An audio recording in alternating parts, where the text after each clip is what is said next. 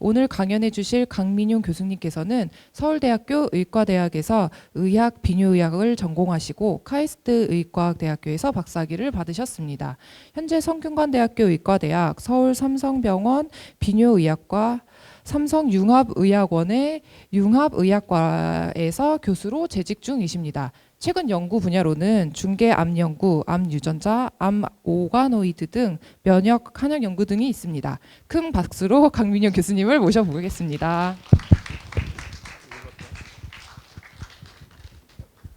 예, 안녕하세요. 소개 감사드립니다.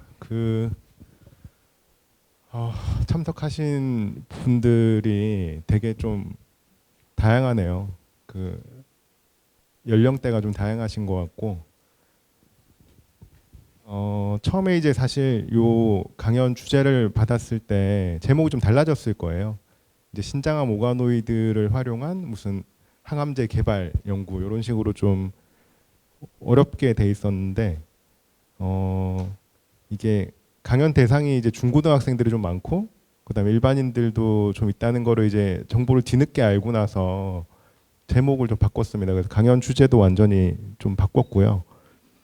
좀 일반인들을 대상으로 이제 어떤 거를 좀 소개를 하면 좋을까 고민을 하다가 이제 최근에 이런 임상의과학자에 대해서 좀 관심이 높아지고 있거든요. 근데 이제 일반인 분들은 잘 모르시는 경우도 많고, 특히 이제 중고등학생들 같은 경우는 나중에 뭐 의사나 이런 쪽으로 진로를 생각하시는 분도 있을 텐데, 이제 우리가 흔히 생각하는 그런 의사의 모습, 뭐 환자 진료하고 수술하고 이런 것이 아니고 좀 다른 진로가 있다는 거를 좀 소개를 해드리고, 정말 운이 좋으면 이제 그런 비전을 좀 심어드리고 싶다는 생각을 했습니다. 그럼 강연을 시작하겠습니다. 이제 제목은 중계 연구, 그러니까 영어로 하면 트랜슬레이셔널 리서치라고 하고요.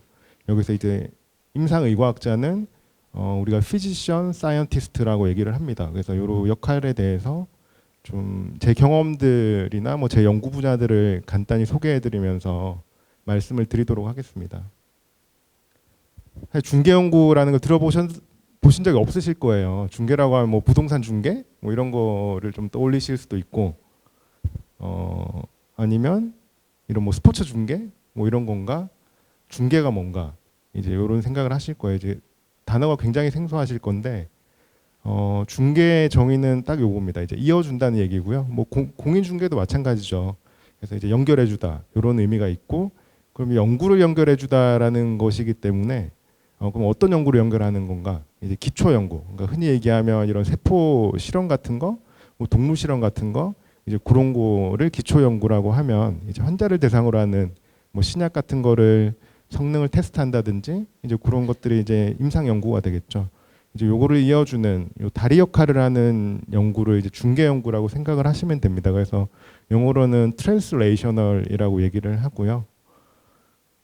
과거에 이제 전통적인 의사의 역할은 요런 뭐 히포크라테스, 우리가 잘 아는 히포크라테스나 아니면 패치 아담스라는 영화를 뭐 중고등학생 분들은 보신 적이 없으실 거고, 좀 나이가 있으신 분들은 이제 보셨을 텐데, 좀 유명한 영화고요. 여기 환자에 대해서 굉장히 이제 좀 그런 친밀했던 그런 실제 실존 인물이고요. 이런 사람들, 패치 아담스 같이.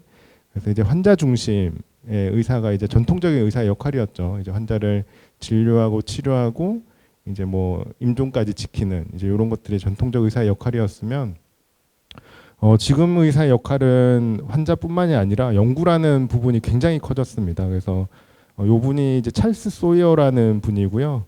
지금 MSKCC에서 종양내과 파트에 이제 거의 헤드급이시고, 뭐 하워드 휴 메디컬 인스티튜트라고 이제 미국에서 굉장히 유명한 의과학 연구소가 있거든요. 여기에 이제 또 책임 연구자로 계신데, 요분이 아마 들어보셨을 텐데 글리백이라고 2000년대 초반에 이제 만성 골수성 백혈병 치료에 정말 이제 표적 치료라는 신개념을 열었습니다. 그래서 특정 유전자의 변이가 있으면 그거를 표적으로 해서 이제 완치까지 이르게 하는, 이제 기존의 이제 그런 치료의 패러다임을 바꾼 약을 개발하신 분이고요. 이분이 종양내과 의사시거든요. 그래서 이제 환자도 진료하면서 이제 이런 연구도 해서 이제 신약까지 개발하는 이런 것들이 이제 최근 의사의 역할로 조금씩 개념이 바뀌고 있습니다. 그리고 다들 뭐 아시겠지만 이제 2012년도 노벨 생리의학상을 받은 요 시냐 야마나카라는 분이 이제 줄기세포, 그 역분화 줄기세포라고 한 번쯤 들어보셨을 텐데 환자 피부에 그 조직을 떼서 얘 어떤 전처리를 하면 얘가 줄기세포가 돼요. 그러니까 역분화라 그러죠. 그래서 이제 그런 줄기세포가 다시 이제 어떤 특정한 장기로 분화를 시키는 이제 이런 식의 개념을 이제 2007년도에 보고를 했었거든요. 5년 만에 노벨 생리의학상을 수상을 했습니다. 이 사람의 백그라운드가 정형외과 의사고요. 그다음에 올해 얼마 전에 발표가 됐죠. 그 2019년 노벨 생리의학상 윌리엄 켈린이라고 이분이 이제 그 암세포에서 그런 산소 같은 것들을 이제 어떤 식으로 활용하는지 이제 이런 것들을 주로 연구하셨던 분인데 이분이 또 종양내과 의사 출신이고요. 그래서 과거에는 이런 식으로 환자를 어떻게 하면 그냥 내가 개인적으로 이렇게 치료하고 진료하는데 좀 집중을 했었다면 최근에는 이제 이런 환자 치료뿐만이 아니라 환자에서 생긴 의문점, 어떤 궁금증 이런 것들을 어떤 식으로 이제 연구로 이제 트랜스레이션을 할 건가 이런 거에 대해서 이제 그 의사들의 고민이 많이 커졌습니다. 그래서 똑같이 이제 전통적 연구의 구분은 기초 연구, 실험실 연구, 딱 그 세포 실험, 동물 실험 이런 거에 국한돼 있었고 임상 연구는 그 의료기기, 뭐 신약 개발 이런 거에 성능 테스트 이런 임상 연구로 딱 경계가 명확하게 구분이 되었다면 이제 최근에는 이런 식으로 중간 다리가 생긴 거죠. 이어주는 중개 연구가 생겼고 이제 그래서 이제 우리가 흔히 얘기하는 벤치 투 베드사이드, 그러니까 여기서 나온 말입니다. 그래서 기초 연구 결과를 이제 실제 임상 적용이 가능한 어떤 새로운 치료법으로 이제 전환을 시키는 거를 얘기를 하고요. 그 반대말이 이제 베드사이드 투 벤치. 그러니까 내가 환자를 보다가 어떤 생긴 궁금증, 도저히 풀리지 않는 의문점 이런 것들 어떤 식으로 해결을 할까? 그거를 이제 실험 연구로 다시 이어주는 거죠.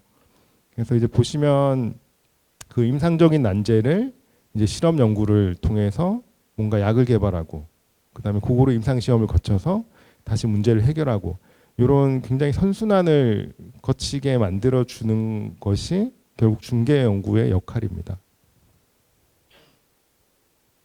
그래서 대표적인 게 이제 그 제가 주로 진료하는 분야이기도 하고요.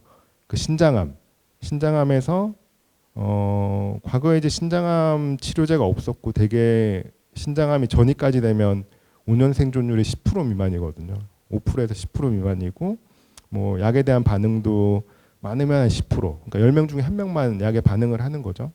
근데 이제 요게 그 2007년도에 처음 나온 약인데 요게 결국은 그 표적 치료제고요. 특정한 그러니까 혈관에 있는 그 수용체 고기를 이제 표적으로 해서 딱 잡아주는 약을 쓰면 이게 암이 죽는 원리를 이용을 해서 이제 하는 건데 이제 이런 것들이 개발이 되고 결국은 빠른 임상 시험을 거쳐서 이제 실제 임상에서 쓸 수 있는 식으로 이제 된 거죠. 이제 이게 대표적인 그 중개 연구의 성과라고 할 수 있고요. 그다음 최근에 또 많이 들어보셨겠지만 면역항암제 거의 기존 치료의 패러다임이 바뀌었습니다. 이제 이런 표적 치료제가 2007년부터 한 10년 정도 쭉 이제 실제 임상 필드에서 쓰이다가 최근에는 이제 면역항암제로 완전히 이제 대체되고 있는 거죠. 그래서 이런 것도 뭐 과거에는 이런 것들을 이제 보시면 뭐 면역항암제 같은 것도 이제 작년에 노벨상을 수상을 했죠. 이걸 발견한 사람들이. 그래서 92년도에 처음 그 PD-1이라는 분자를 발견을 했고 이제 2012년도까지 그게 걸린 거예요. 이게 실제 임상 시험 결과가 나오는 데까지. 그리고 2014년 미국 FDA 승인이 됐는데 그 기초 연구에서 FDA 승인까지 22년이 걸린 거죠. 그러니까 너무 많은 시간이 걸렸다고 생각을 할 수 있죠. 왜냐하면 기초 연구를 하신 분들은 그것만 하시는 거고 이제 임상하는 분들은 또 이런 데 관심이 없고 요거를 접목할 생각을 못 했던 거예요. 그럼 결국은 중개 연구의 역할과 중요성은 이런 기초 연구의 어떤 새로운 발견들 이런 것들을 빠른 시간 내에 임상으로 이제 이어주는 요런 거를 이제 해야 되고요. 실제로 이제 최근 임상 시험 트렌드를 보면 과거에는 이제 어떤 식으로 했었냐면 이제 세포 연구, 기초 연구자가 이제 세포 실험, 뭐 동물 실험에서 어떤 연구 결과가 발표가 되고 그러면 이제 요거를 이제 동물 실험하는 거를 프리클리니컬 스터디라 그래서 전임상 연구라 그러거든요. 그래서 이제 전임상 연구에서 이게 검증이 되면 그 다음에 이제 임상으로 넘어가는 거예요. 이제 임상 1상, 2상, 3상 뭐 이런 식으로 넘어가는데 최근에는 이런 면역 항암제가 워낙 효과가 좋고 뭐 전 세계적으로 거의 3,000건 가까운 임상 시험을 하는데 동물 실험을 안 해요. 이제 바로 이제 그런 약제가 개발되면 바로 임상으로 가고 임상에서 뭔가 효과가 검증이 되면 그 다음에 이제 기전 연구로 가는 거예요. 굉장히 이 패러다임이 바뀌어 버린 거죠. 그래서 아까 보셨듯이 이런 22년의 시간이 어마어마하게 단축이 된 거예요. 이런 중개 연구라는 개념으로. 그래서 이제 이런 중개 연구들이 그만큼 중요한 역할을 하고 그러면 뭐 이런 환자에 대해서 치료를 하고 뭐 신약 개발을 하고 이제 이런 것만 중요하냐? 이제 이게 결국 산업화를 시키는 게 또 중요하잖아요, 그죠? 이런 게 특허로 내고 약을 많이 팔면 팔수록 이제 돈을 많이 버니까. 그래서 이제 보시면 선진국들이 이런 쉽게 얘기하면 헬스 테크놀로지, HT, 뭐 아니면 바이오 요 분야로 투자를 굉장히 많이 하고 있습니다. 우리나라는 뭐 2014년 자료이긴 한데 보시면 미국이나 뭐 유럽에 비해서 비교가 안 되죠. 아직까지 우리는 이런 게 많이 부족한 실정이고 뭐 점점 더 늘려가고 있긴 해요. 뒤에서 이제 좀 보여드리겠지만 이제 점점 선진국을 따라가는 형태라서 그래서 이제 이런 식으로 이제 점점 우리가 기존의 그런 뭐 IT 같은 것들이 이제 산업이 굉장히 발달하고 이제 어느 정도 이제 그게 궤도에 올랐고 그 다음은 그럼 포스트 IT는 뭐냐? 그러면 이제 바이오 쪽으로 많이 이제 쏠리고 있죠 최근에. 그 대표적인 게 이제 미국에서 메이오 클리닉이라고요. 뭐 들어보신 분도 있으실 텐데 여기는 그 뭐 임상적으로도 굉장히 그러니까 전 세계적으로 이제 유명한 병원이고요. 그 외에도 이제 연구적으로도 굉장히 선도적으로 지금 하고 있습니다. 그래서 보시면 그 연구로 올리는 수익이 거의 40% 전체 수익. 우리나라는 대부분 환자 진료로 하고 있거든요. 그래서 이제 뭐 저 같은 경우도 종일 외래를 보면 거의 160명씩을 봐야 돼요. 정해진 시간에. 그러면 환자 한 명을 2, 3분을 넘기면 안 되는 거예요. 아무리 어려운 환자고 복잡한 환자라도 앉자마자 나가야 돼요, 환자가. 그래서 하루에 거의 150, 160명을 봐야 되는데 미국에서는 하루에 20명. 그것도 힘들다 그래요, 그 사람들은. 진료를 하면서 오늘 20명을 봤어. 25명 봤어. 너무 힘들다. 이렇게 얘기를 하는데 결국 그런 게 가능한 것이 이제 연구로 이제 올리는 수익이 서포트가 되기 때문에 우리는 환자를 굉장히 많이 보고 수술도 많이 해야 되고 이런 구조라서 이제 앞으로 점점 이렇게 좋아질 거라고 생각은 합니다. 뭐 정부에서도 이제 그런 문제점을 잘 알고 최근에 이제 뭐 중증 병원으로 좀 전환시키고 이런 것들을 논의를 하고 있거든요. 그래서 저도 우아하게 이제 연구도 하면서 환자도 보고 싶은데 아직은 그게 조금 힘들죠. 우리나라 현실에서는. 뭐 어쨌든 그래서 이제 메이오 클리닉 같은 경우는 결국 환자 진료도 거의 탑 클래스이면서 연구에서도 이제 이런 그 철학을 갖고 이제 운영을 하기 때문에 결국 중개 연구의 중요성을 계속 강조를 하는 거죠, 이 사람들은. 그래서 앞에 얘기했듯이 이제 정부에서도 이런 포스트 IT 시대의 성장 동력이 뭐냐 해서 이제 헬스 테크놀로지 쪽으로 이제 주목을 굉장히 많이 하고 있고요. 그래서 이제 바이오 헬스 산업을 그러니까 그 실제 이제 청와대 그러니까 뭐 그 대통령도 이제 이런 거의 중요성을 이제 강조를 많이 하셨어요. 그래서 이제 뭐 뉴스나 이런 데서 많이 보셨을 텐데 그래서 그 내년에 이제 이런 뭐 기초 과제 투자 이런 것도 이제 바이오 쪽으로 많이 되는 걸로 알고 있고 아마 점점 우리나라도 이제 이런 쪽으로 투자를 많이 해서 이제 선진국들을 많이 따라갈 수 있는 수준으로 올라갈 거라고 기대를 하고 있습니다. 어렵나요? 내용이? 안 어려우세요? 그래서 이제 지금까지는 이런 중개 연구가 뭔가, 이런 트랜슬레이셔널 리서치가 뭔가, 그리고 이제 그 최근에 그런 중개 연구로의 그 쉽게 얘기하면 패러다임이 변하는 거에 대해서 조금 환기를 시켜드렸고요. 그 다음에는 아까 얘기했던 피지션 사이언티스트, 그러니까 임상의과학자란 무엇인가, 이제 이런 거에 대해서 조금 말씀을 드릴 거고, 이건 앞으로 이제 의사로서, 그러니까 의사가 좀 꾸민 분들, 이제 의사가 나중에 되고 싶으신 분들이 조금 들어보시면 좀 나중에 이제 그런 진로 같은 것들을 고민하실 때 많이 도움이 되실 거예요. 그래서 임상의과학자라는 거는 우리한테는 조금 생소해요. 아직까지는 생소한데, 이제 미국에서는 이제 그런 일반적인 MD보다 이런 MD PhD라고 얘기를 하거든요. 그러니까 우리나라처럼 그냥 의학 박사, 뭐 그 의대 내에 있는 그 박사를 따는 게 아니고, 이제 뭐 저도 이제 카이스트에서 이제 그 생명과에서 PhD를 했거든요. 군대 대체로 이제 가는 프로그램이 있는데, 이제 그런 식으로 그 풀타임 베이직 리서치를 하는 이런 MD PhD가 제일 좀 인정을 받는 분위기예요, 미국에서는. 그래서 이게 가능했던 거는 이제 1960년대부터 아까 얘기했던 그런 중개 연구의 중요성을 좀 알고, 이제 국가에서 좀 펀드를 해가지고 이런 MSTP, 그러니까 메디컬 사이언티스트 트레이닝 프로그램이라는 걸 도입을 해가지고요, 이제 의사과학자 육성 사업을 했습니다. 그래서 뭐 이거는 이제 스탠포드에 있는 MD PhD 프로그램이고, 대학별로 다 있겠죠. 이런 거 참여한 대학별로 있고, 여기에 들어가면 이제 이런 뭐 등록금이나 이런 것들부터 해서 이제 펀딩을 하고, 쉽게 얘기하면 그 의대에서 뭐 수업 받고 실습 받고 이런 것만 하는 게 아니고, 이제 베이직 리서치를 하는 그 프로그램을 같이 하는 거죠. 그래서 뭐 졸업도 오래 걸리겠죠. 이제 그런 식으로 프로그램이 운영되고 있고, 이런 사람들이 최근에 그런 미국에서 이런 그 의과학 분야, 그러니까 메디컬 사이언스 분야에 거의 리더 역할을 하는 분들로 많이 성장을 했습니다. 그래서 요 대표적인 분이 이제 엘리 바날렌이라는 분인데, 요 분이 이제 하버드 의대 그 다나파버 뭐 브로드 인스티튜트 여기 이제 교수로 계신 분이고요. 요 분의 백그라운드가 스탠포드에서 컴퓨테이셔널 사이언스를 했어요. 그래서 컴퓨터 사이언스를 하고, 그다음에 MD PhD 프로그램으로 이제 의사가 돼서 종양내과 수련을 받고, 지금은 이제 종양내과 의사로 일을 하고 있죠. 근데 요 분이 새로운 이런 연구 분야를 좀 제안을 했는데, 요게 이제 클리니컬 컴퓨테이셔널 온콜로지.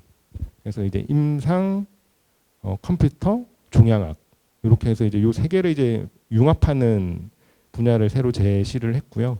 결국은 환자를 직접 진료하면서 뭔가 내가 샘플을 얻고, 요거를 이제 자기의 그런 컴퓨터 사이언스 백그라운드를 이용을 해서 유전체 분석 연구를 하고, 그 결과를 또 바로 이제 치료 반응 예측에 활용을 하고, 이런 식의 중개 연구를 굉장히 잘하시는 분이고요. 이제 이런 것들이 임상의과학자의 역할인 거죠. 임상의과학자가 이제 이런 거를 하고 있고, 실제 해외에서 보시면 이런 의사과학자 육성 사업이 굉장히 오래됐습니다. 오래됐고, 미국은 뭐 1960년대부터 됐고, 이제 뭐 영국이나 싱가포르, 일본도 이미 이런 거를 스타트를 했고요. 우리나라도 보시면 이제 처음에 나온 게 연구중심병원, 이게 한 2010년 초반에 나왔고, 이제 최근에는 이런 뭐 혁신형 의사과학자 뭐 이런 것도 하고 있고, 융합형 의사과학자 양성 사업, 이런 정부 펀딩의 사업들이 계속 좀 나오고 있습니다. 그래서 뭐 아직까지 뭐 눈에 띄는 성과는 없지만, 이제 계속 이런 쪽으로 이제 관심을 갖고 정부에서 돈을 대주고 하면, 결국에는 우리나라도 이런 선진국들처럼 이런 의사과학자들이 나중에 한 10년, 20년 지나면 이제 그 풀이 굉장히 넓어지겠죠. 그래서 실제 데이터로도 뭐 2014년 데이터긴 한데, 요거는 이제 연구에 참여하는 임상 의사가 조금씩 늘고 있습니다. 그래서 아주 긍정적으로 보고 있고요. 이게 아까 말씀드렸던 그 의과학대학원이고, 제가 5기 졸업생이거든요. 2014년, 그러니까 2010년 입학인데 5기로 입학을 했고, 이제 국내 최초로 이제 MD PhD, 아까 미국에서 봤던 MTSP 프로그램하고 비슷한 개념이라고 보시면 되는데, 우리나라는 문제가 있어요. 남자는 군대를 가야 되니까 군의관은 36개월이거든요. 3년을 가고 또 PhD를 하면 너무 이게 거의 40대가 돼 버리기 때문에 그러면 어떻게 하나 고민을 한 게 이제 병역을 그런 PhD 프로그램 하는 사람들에게 군의관을 가는 대신 박사학위를 할 수 있게 해준 거예요. 이게 한 2004년부터 이제 얘기가 나와서 한 2005년, 6년 정도에 이제 처음 스타트를 했는데 대신 조건이 있죠. 군대를 안 가니까 1년을 더 해라. 48개월이에요. 그래서 의무 복무는 4년.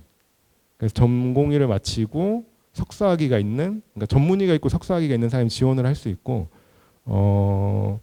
이제 가면 이제 기초훈련 한 달을 받고 나머지 이제 4년은 이제 PhD를 하게 되고요. 근데 PhD를 받든 안 받든 나올 수는 있습니다. 나올 수는 있고, 뭐 내가 좀 더 뜻이 있어서 이제 더 있겠다고 해서 뭐 5년, 6년 있는 사람들도 있는데 대부분 이제 4년에서 4년 반, 뭐 5년 정도면 이제 학위를 받고 나오죠.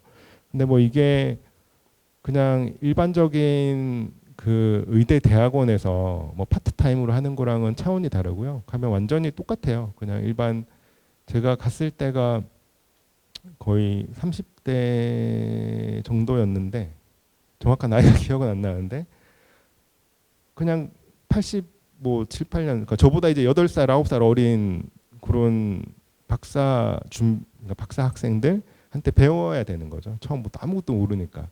뭐 파이펫 잡는 법부터 뭐 셀컬처 그러니까 세포 실험하는 거 이런 것들을 다 교육받고 이제 그런 과정을 거치게 됩니다. 그래서 보시면 이제 업적이 굉장히 좋아요. 여기 이제 처음에 2005년도에 생기고 한 5년 정도는 굉장히 정책이었는데 이제 요것들이 쌓이니까 최근에는 그러니까 대부분 이게 임팩트 팩터라는 걸 들어보셨을 텐데 이게 쉽게 얘기하면 주식 같은 거거든요.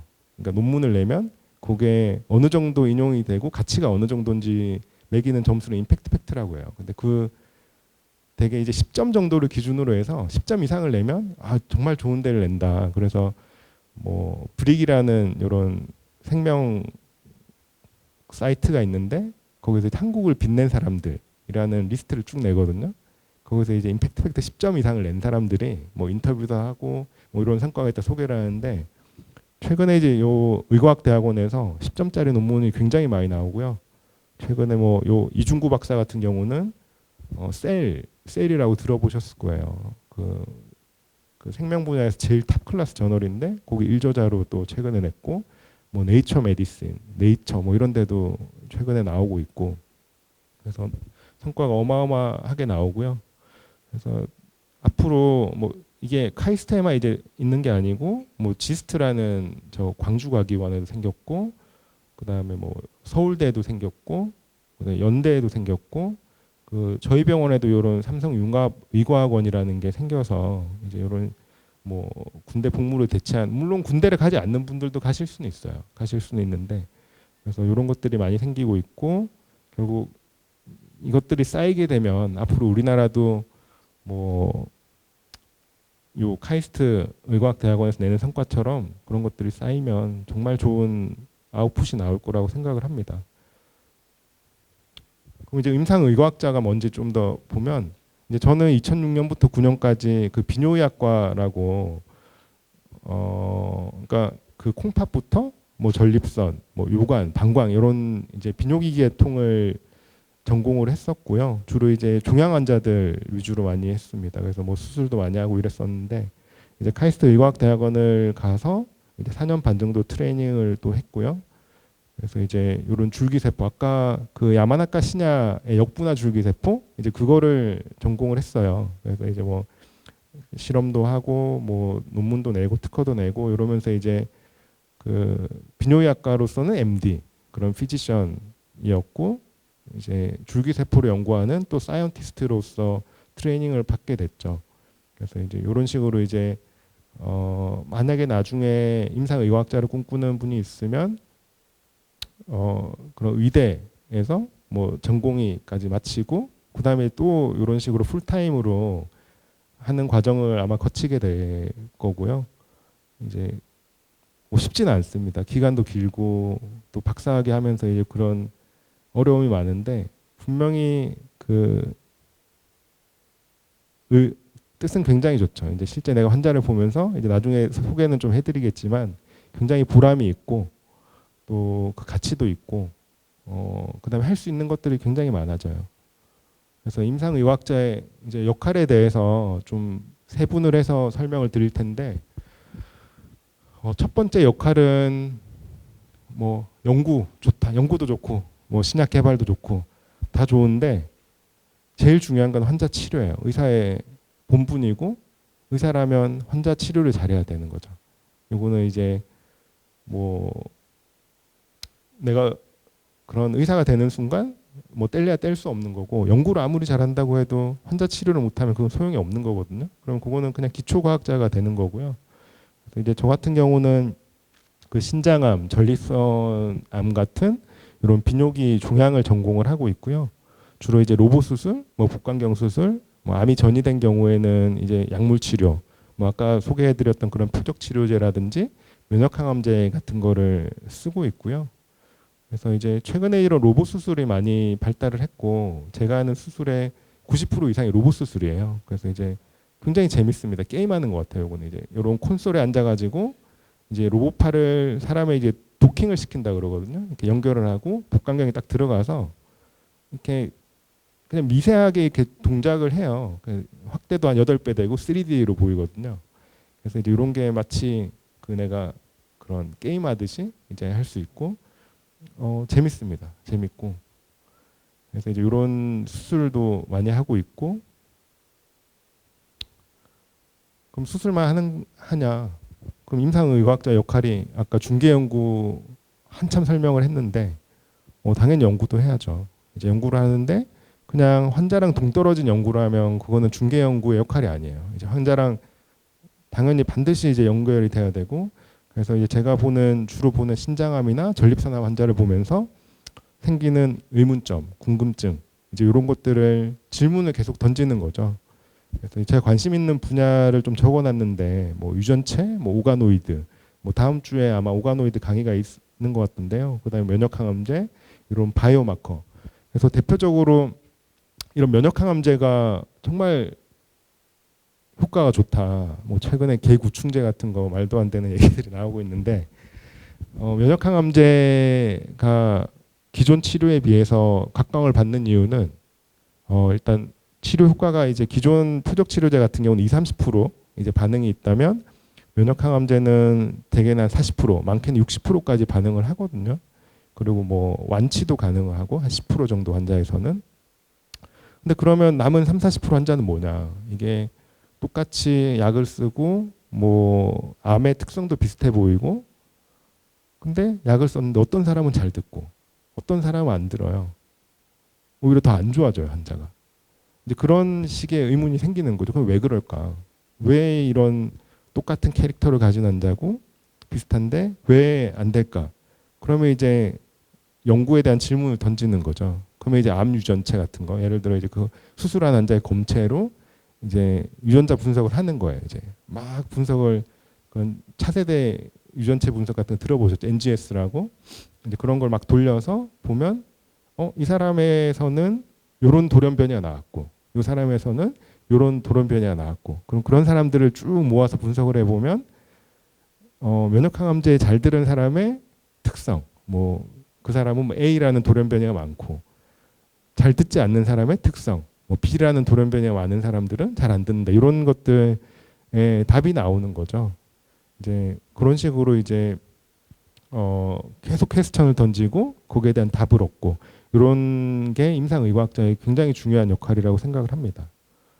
그래서 제가 그 삼성서울병원으로 가서 이제 시작한 지가 한 3년 정도 3년 반 정도 되거든요. 2017년에 가서 그래서 이제 이런 비뇨암 중개 연구실을 만들고 결국은 중요한 게 파이프라인을 만드는 게 중요해서 이제 이런 신장암으로 수술 받는 사람이 오면 다 영어로 써놓긴 해서 죄송합니다. 이거는 임상 데이터를 모으는 시스템을 만들고 그다음에 환자 검체를 모아서 뱅킹을 해놓고 그다음에 피도 막 뽑아놓고 이제 그다음에 뭐 이런 것들 신장암 조직을 막 깨가지고 세포로 만들어서 오가노이드로도 만들고 이제 이런 식의 과정을 거치게 돼서 이제 이런 파이프라인을 만들었고요. 뒤에서 설명을 드리겠지만 이런 파이프라인들은 결국은 목적은 또 기초과학자들과의 협업입니다. 그래서 제가 혼자 할 수 있는 게 없어요. 왜냐하면 저는 임상도 바쁘고 뭐 혼자 할 수 있는 이런 기초 연구 테크닉이 한계가 있기 때문에 제가 어떤 그런 질문이 생기고 이런 환자 샘플에 대한 파이프라인을 만들어 놓고 결국은 베이직 사이언스를 하시는 분들과 협업을 할 수밖에 없어요. 근데 이제 내가 그런 베이직 사이언스에 대한 아무런 개념이 없고 뭐 용어도 모르고 뭐 기술에 대해서 이해도가 떨어지면 얘기를 할 수가 없는 거죠. 그래서 이제 내가 중계 연구자로서 기초 PhD도 했고 그런 경험이 있기 때문에 이런 기초 연구하시는 분들과의 협업을 굉장히 활발하게 할 수 있고 같이 뭔가 해결해 나가기 좋은 조건이라고 생각을 하고요. 그래서 뭐 이런 경희대랑 뭐 서울대 그리고 저희 이제 기관의 유전체 연구소에 계신 분들하고 이런 뭐 같이 공동 연구를 하고 있고요. 뭐 그 외에도 뭐 카이스트에 있는 이런 면역학자들, 뭐 또 줄기세포 하시는 분, 포스텍에 있는 또 줄기세포 오가노이드 하시는 분, 이런 분들하고 굉장히 활발하게 공동 연구를 할 수 있는 그런 조건을 만들었고요. 이게 또 임상의과학자의 중요한 역할입니다. 그래서 뭐 대표적으로 이제 그 연구재단 펀딩을 받아서 하고 있는 연구인데 이제 신장암 환자의 조직을 얻어서 여기서 이제 그 신장암 조직에는 암세포만 있는 게 아니거든요. 암세포 주변으로 이제 면역세포들이 막 몰려와요. 그래서 이제 요 면역세포를 이제 조절해서 하는 게 결국 면역항암제인데 아까 말씀드렸듯이 어떤 환자는 잘 듣고 어떤 환자는 안 듣고 요거를 이제 좀 우리가 더 이제 연구를 하기 위해서 결국 종양 세포 주변의 면역 세포들을 분석을 하는 거죠. 근데 요거를 제가 혼자서는 못 하거든요. 저도 면역학자가 아니기 때문에. 그래서 이제 이런 질문들을 던지고 검체를 모아놓고 면역학자와 공동 연구를 하는 거죠. 그래서 이제 우리가 샘플을 보내면 그 사람들이 막 분석을 해서 면역 세포를 뽑아요. 뽑고 분석을 막 해서 결과를 알려주면 그러면 이제 저는 또 그 임상 의사로서 관점에서 또 이제 그 면역항암제를 받은 분들 그런 것들 또 분석해서 또 피드백을 주고 그럼 그 사람들은 또 거기에 대해서 뭔가 정보를 얻어서 분석 방향을 또 바꾸고 그런 식의 과정을 거치게 되는 거죠. 그리고 또 오가노이드 같은 경우도 오가노이드라는 게 이제 쉽게 얘기하면 미니 장기 같은 거거든요. 그러니까 과거에는 이제 이런 세포 배양을 2차원적으로 했다면 최근에는 이제 이런 장기 형태 3차원으로 만들어서 합니다. 아마 다음 주에 그 차병원의 이제 유종만 교수님이 강의를 하실 거예요. 오가노이드에 대해서. 그래서 이제 그런 오가노이드가 뭐 쉽게 얘기하면 미니 장기 같은 건데 이제 우리가 암세포도 결국은 이런 식으로 미니 장기 형태로 키워서 이제 뭐 항암제 스크리닝도 하고 이런 플랫폼을 만드는 게 중요하거든요. 그러면 뭐 좀 쉽게 생각을 하면 우리가 약물을 쓰기 전에 되게 약물을 쓰는 시점이 이제 수술을 하고 한 달 정도 이제 회복 기간을 거쳐서 그때 이제 약물을 딱 주거든요. 그러면 우리가 사전에 예를 들어 수술을 한 검체를 이용을 해서 이 사람들에서 뭔가 실험실에서 면역항암제를 미리 만약에 줄 수 있다면 그래서 사전에 이제 잘 듣는지 안 듣는지를 알 수 있다면 그리고 잘 듣는 약을 미리 테스트를 해볼 수 있다면 정말 좋겠죠. 그래서 이제 그런 목적으로 이제 이런 연구를 시작한 거고요.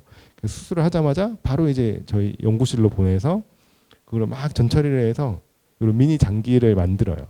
만들어 갖고 이런 식으로 배양을 하죠. 이제 이건 정상, 그러니까 그런 신장암이 있으면 정상 부분, 신장암이 있으면 암세포 부분 이런 것들 배양을 해서 이제 이런 식으로 이제 미니 장기 형태로 자라는 거죠. 그래서 이런 놈들은 다 암세포 덩어리인 거예요. 그래서 이거를 그러면 약물 치료하기 전에 우리가 굉장히 다양한 약제들을 미리 줘보고 이 약에 잘 듣고 저 약에 잘 듣고를 알 수가 있겠죠, 그죠? 그래서 이제 그런 것들을 딱 찾을 수 있으면 우리가 이제 실제 환자에서 요거를 접목을 해볼 수 있겠죠. 물론 아직은 갈 길이 멉니다. 이런 것들이 뭐 실현 가능한 단계는 아니긴 한데 우리가 이런 컨셉을 갖고 이제 할 수 있는 게 결국은 이제 그런 임상의학적으로서 계속 이제 트레이닝을 받고 이제 내가 환자만 보는 게 아니고 이제 이런 기초 연구들을 접목을 할 수 있는 그런 그 백그라운드가 되는 거죠. 그래서 이제 이런 게 이제 또 임상의학적으로 중요한 역할입니다. 그리고 마지막으로는 결국은 그러면 연구만 하고 끝낼 거냐, 뭐 정부의 펀딩 받고 논문 내고 요거로 끝낼 거냐. 더 중요한 거는 이런 연구, 우리가 중개 연구를 하고 뭐 기초 연구자들하고 공동 연구를 해서 나온 그런 어떤 새로운 지식들, 이런 거를 다시 임상으로 접목을 해야 이게 가치가 있는 거거든요. 그래서 이게 마지막 임상의학자의 역할이고 제일 중요한 역할이라고 생각을 해요, 저는. 그래서 연구와 임상의 접목. 그래서 대표적인 게 뭐 아까도 계속 말씀을 드렸지만 항암제에 대한 반응을 예측하는 이런 마커들을 개발하고 그게 딱 맞춤형으로, 그러니까 개인별로 다 뭐 남자 60세 뭐 신장암 4기 폐전이 이렇다고 해서 다 똑같지가 않다는 거죠. 그래서 이제 뭐 미국에서 그때 한참 오바마가 막 얘기를 했던 게 프리시전 메디신이라고 정밀 의료라는 얘기들을 굉장히 많이 했었거든요. 그래서 환자 맞춤형 치료 이제 이런 것들을 하는 게 결국 임상의학자의 역할이고요. 저희 기관이 강점을 가지는 게 이제 유전체 연구소가 따로 있어요. 유전체 연구소가 따로 있고 그 서울대에 계시던 그 박웅양 교수님이라는 분이 스카웃이 돼서 거의 100억 가까이 투자를 해서 이런 유전체 연구소를 세웠고요. 최근에 이런 암 유전체 분석을 하는 그런 뭐 쉽게 얘기하면 키트 같은 거를 개발을 해서 상용화도 하시고 뭐 보시면 이제 회사도 차리셨어요. 그러니까 요거는 이제 병원에서 이제 창업하신 건데 이런 식으로 창업을 해서 우리가 만약에 환자에서 뭔가 조직을 얻어서 분석을 의뢰를 하면 바로 결과를 받아보고 이제 그걸로 이제 실제 어떤 약을 어떻게 쓸지 판단을 할 수 있는 거죠. 이제 이런 식의 접목을 하는 겁니다. 그래서 대표적인 게 아까 잠깐 나왔었죠, 그죠? 요 엘리 바날렌이라고 요 분이 2018년도 사이언스라는 유명한 학술지에 이런 결과를 발표를 했는데 그 신장암 환자 중에 한 40명 정도 유전체 분석을 막 해봤더니 PBRM1이라는 이런 유전자가 있어요. 뭐 PBRM1이라는 유전자가 있는데 요거에 돌연 변이가 있는 사람들이 면역 항암제에 잘 듣네라는 걸 발견을 한 거예요, 이 사람이. 그래서 한 40명 정도로 이제 분석을 하고 그다음에 이제 그거를 검증하는 실험들을 해서 발표를 했죠. 그러면 이거를 그럼 실제 임상에 접목을 해야 되잖아요. 그러면 저는 요새 그렇게 해요. 신장암 환자로 수술을 하고 저희 병원에 있는 캔서 스캔 딱 분석을 보내요. 그럼 한 달 뒤면 결과 나오거든요. 그래서 이건 환자의 예인데 56세 남성 환자고 신장암이 있었고 폐전이가 있었어요. 그래서 캔서 스캔을 돌렸더니 이런 VHL, 뭐 TP53, PBRM1 돌연 변이가 있는 거죠. 요 아까 여기서 나왔던 거. 그래서 면역 항암제를 썼어요. 실제로 3개월 뒤에 폐전이가 호전이 되는 게 보이는 거죠. 그래서 이런 연구의 성과들이나 내가 연구에서 찾았던 어떤 발견들을 또 임상에 접목하는 거. 그냥 만약에 내가 이런 연구나 이런 거에 전혀 관심이 없고 그냥 뭐 면역항암제 A라는 면역항암제를 쓰고 이런 것들이 효과가 좋다라는 것만 알고 있으면 주구장창 요것만 쓰면 이런 중요한 발견들을 접목할 기회가 없는 거죠. 그래서 이제 이렇게 함으로써 결국 맞춤형 치료를 하게 되고 환자들의 혜택을 보는 거거든요. 그래서 그런 것들이 이제 그 임상의학자의 가장 중요한 역할이라고 생각을 합니다. 거의 마지막 슬라이드고요. 결국 임상의학자의 고민이에요. 이제는 임상의학자까지 되고 뭐 취지도 좋고 정말 좋죠. 아주 미래지향적이고 앞으로 뭐 국가에서도 이런 바이오 산업 육성을 한다 그러고 할 일도 많아지겠죠. 근데 고민이 있습니다. 아까 말씀드렸듯이 제가 월요일 날 종일 수술을 하고요. 저희 병원 또 환자가 많아요. 그래서 하루에 뭐 6개, 7개씩 수술하고 저녁 7시쯤 되면 거의 녹초가 돼서 나오고 다음날 또 수술해요. 아침에 가서 또 수술하고 뭐 이런저런 회의도 있고 수요일 날 되면 종일 외래를 봐요. 하루에 막 160명, 170명. 목요일 날 또 수술해요. 오전 오후.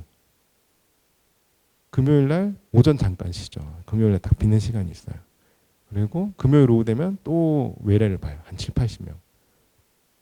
그러면 내가 일주일에 연구를 할 시간이 금요일 오전 딱 정말 투자를 해서 뭐 랩미팅도 하고 연구원들 만나서 얘기하고 뭐 연구에 대해서 논문도 좀 찾아보고 읽어보고 밸런스가 안 맞는 거예요. 이게 뭐 미국에는 이제 얘기를 해보면 아까 얘기했듯이 뭐 하루에 한 20명 그것도 일주일에 한두 번 봐요. 그 사람들은 나머지는 다 연구 뭐 수술을 해도 하루에 2건 그것도 힘들대요. 그 사람들은. 그래서 이제 이런 밸런스 요새 워라밸이라는 말을 많이 하는데 이런 밸런스를 어떻게 하면 잘 맞출 건지가 계속 고민이고요. 어느 순간 내가 이런 임상 쪽으로 치우쳐 버리면 사실 임상만 하면 편한 면도 있어요. 왜냐하면 내가 이제 예를 들어 수술만 예를 들면 아까 뭐 로봇 수술 보여드렸지만 내가 10건을 했을 때하고 100건을 했을 때하고 1000건을 했을 때 1000건을 하면 정말 숙련이 되잖아요. 편하죠. 쉽고 고민할 것도 없고 그냥 하던 거 계속 하면 되고 환자도 많이 오겠죠. 이제 명의로 소문나니까. 연구는 뭐 적당히 이제 그런 임상 연구 내가 나이가 들면 뭐 제약회사들하고 이런 임상 시험 같은 거 하고 살면 되니까 이제 그런 고민이 드는데 아까 말씀을 드렸듯이 이제 그런 임상 의학자의 역할들 그런 것들이 계속 그 뭐라 그럴까 이런 로망이 있는 거죠. 저한테 로망이 있고 어떻게든 시간을 쪼개서 이제 연구를 하려고 하고 뭐 사실 기초 연구자들하고 협업도 굉장히 중요하거든요. 그래서 이제 아까 보시면 뭐 카이스트에도 있고 포스텍에도 있는데 그 사람들 만날 시간이 없어요. 월화수목금 다 풀 스케줄이잖아요. 그래서 저는 휴가 내고 가요. 그냥 휴가 내고 대전 가서 하루에 다 만나고 좀 억울하죠. 이제 내가 개인 휴가 내서 연구를 하는데 근데 뭐 아직은 이런 것들 좋아서 하고 있고 그런 비전이 있고 그런 희망이 있기 때문에 하고 있습니다. 그래서 근데 이런 상황들이 점점 좋아질 거예요. 아마 점점 좋아지고 뭐 저도 이제 나이가 들면 뭐 그런 정책이나 이런 거에도 좀 관여를 할 수 있는 만약에 지위가 생기면 우리 다음 세대에는 그런 고민을 안 하게 할 수 있게 정말 힘을 실어드리고 싶어요. 그래서 이제 미국처럼 그렇게 이제 우아하게 이제 연구하고 환자 진료볼 수 있는 환경으로 만들고 싶습니다. 그래서 마지막 슬라이드인데요. 케네디 다 아시죠? 이제 케네디가 했던 유명한 말인데 이런 명언을 했더라고요.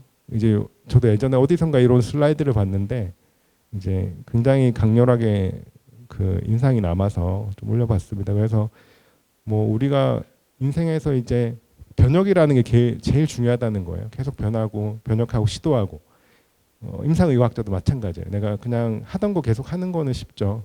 근데 하지 않는 거 연구를 계속하고 그걸 또 시간을 쪼개서 환자에 또 투자하고 그런 변혁을 해야 계속 발전을 하는 거겠죠. 그래서 이제 과거나 현재만 쳐다보고 있으면 미래를 놓친다는 거예요. 그래서 이제 뭐 앞으로 이런 의사라는 거를 꿈꾸는 우리 중고등학생들은 이제 이런 길도 있으니까 뭐 좀 힘들어 보이기는 하시죠. 근데 재밌어요. 재밌고 그래서 이제 이런 미래에 대해서 이런 비전을 좀 갖고 그냥 뭐 의사 돼서 뭐 물론 피부 미용의 발전을 위해서 이제 기여하시는 것도 좋은데 이런 좀 더 뭐 우리가 보면 의미 있는 일들 그런 정말 병으로 좀 고통받는 분들에게 좀 실질적인 도움이 되는 일들 이런 걸 할 수 있으면 좋겠습니다. 네, 경청해 주셔서 감사합니다.